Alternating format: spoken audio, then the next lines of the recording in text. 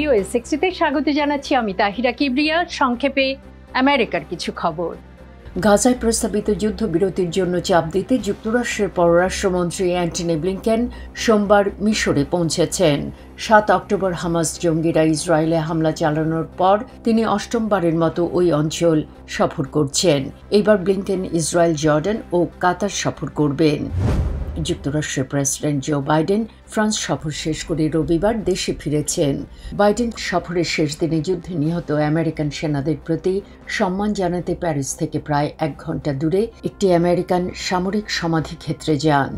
অস্ট্রেলিয়ার সিডনিতে অবস্থিত যুক্তরাষ্ট্রের কনসুলেটে সোমবার ভোরে এক ব্যক্তি ছোট একটি হাতুড়ি দিয়ে ভাঙচুর করেছে। স্থানীয় গণমাধ্যমের খবরে বলা হয়েছে, ওই ঘটনাটি ফিলিস্তিনিদের সমর্থনে বিক্ষোভ বলেই মনে করা হচ্ছে।